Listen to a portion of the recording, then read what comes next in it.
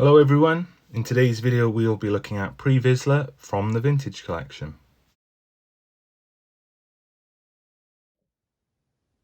Okay, so here we have the card back, pre-Vizsla. It's an awesome image there. Quite a big character from the Clone Wars, I think. He's sort of quite a pivotal character in places. Voiced by Jon Favreau, if I remember rightly. But yeah, I always thought he looked pretty cool. And yeah, this figure is looking awesome. I'm loving that kind of like realistic face, because obviously we've only ever seen him in animated form, so that is looking pretty cool. There's a lot of detail there. Something I am noticing, which I kind of expected, which is the Darksaber here is, I mean, it's looking different from ones we've had previously. I think it actually looks pretty good.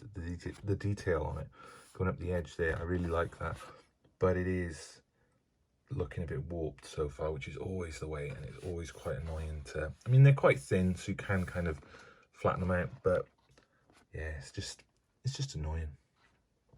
So yeah, carried on the back then is the blue background there, pre-Vizsla VC299. So yeah, we'll go ahead and get this opened up. Okay, so straight off of the card and out of the plastic, and that face sculpt straight away, like I mentioned earlier, is fantastic. That is very well done. Like, again, it's one of those things where maybe the camera's not picking it up. Like there from a distance, you can kind of see, but there's a lot of detail going on there. You've kind of got, I think that's maybe a scar across his face, but you've got the stubble going on, the shadows around the eyes, I think is what is making it sort of really stand out. It looks great. This could be one of my favorite head sculpts for quite some time. Just like the level of detail from a distance, having it in hand. Yeah, that's very good. And then on the back, this awesome looking jetpack, which I believe, I don't know, we might have seen it on one of the Mando figures before, but I don't think so. It's not a very common one. So there's a lot of, I mean, the paint apps are, it's quite basic, but you've got the little buttons all painted in, which I think looks really cool. The rocket, and there's kind of like a silvery bit around the top of the rocket.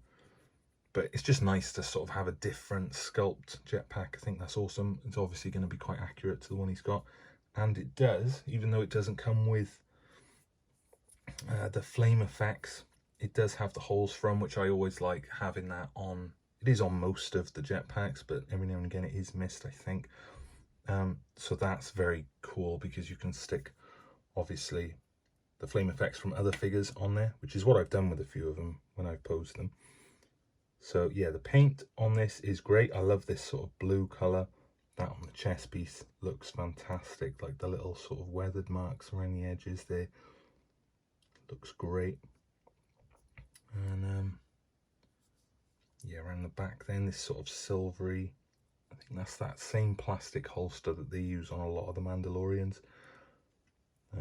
Yeah, sort of standard articulation that we've come to expect, which is great. The pauldrons there on the top, so you can get that sort of more range with the articulation of the arms. Yeah, that's looking awesome. And then we have these, which I won't spend too much time on because they come with just about every Mando figure, I think, and we've seen them hundreds of times before, all painted black, so that's nice.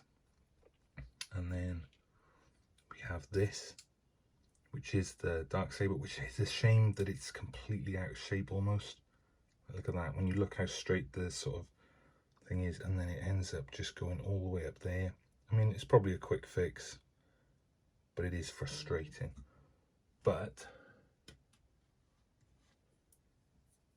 compared to the Darksabers we have been getting, which this one is admittedly more straight, like that effect on there is so much better and more accurate. It's more of that, like, I don't know how you would describe it, but it's more accurate to the effect that is seen on the actual Darksaber itself. So compared to that, especially, that is very well done. And then we have the helmet. So I don't think either of these things any of it moves. You just kind of wiggle around. Detail on there is looking pretty great. There is like little paint sort of overspill there on the visor, I think, but it's tiny. I can sort of overlook that maybe, I think. Not an issue. And yeah, so that's the helmet all the way around. And I've dropped it. But I suppose one of the most important things when it comes to Mandalorian figures is if it fits on well. So that is quite snug.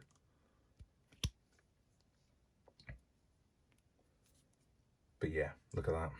That's how you do it. That's how you get that helmet in proportion.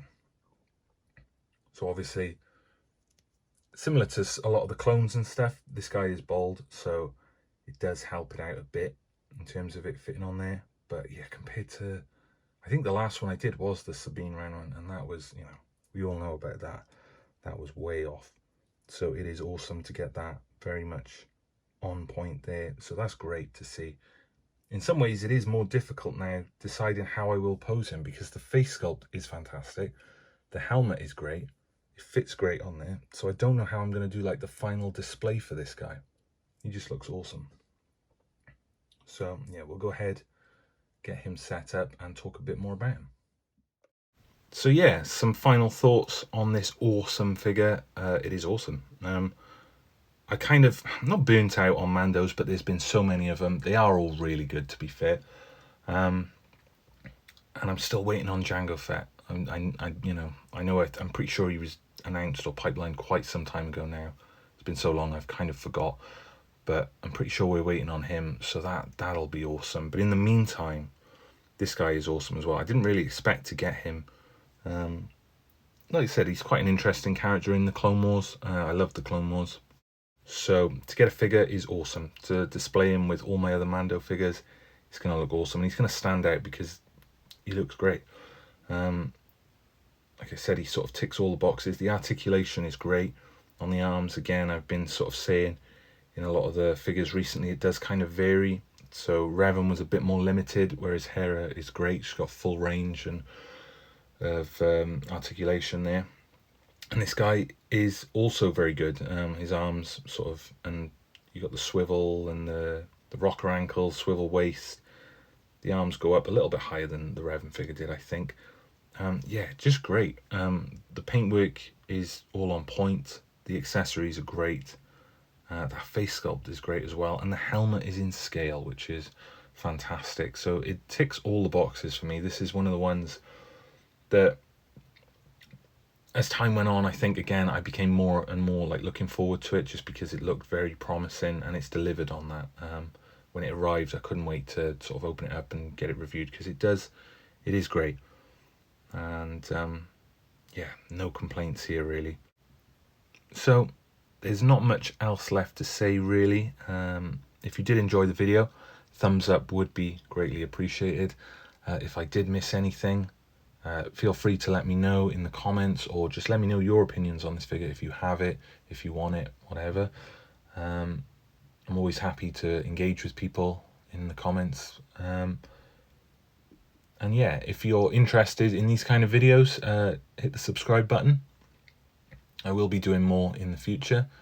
And yeah, just thank you for watching, and I'll see you in the next video.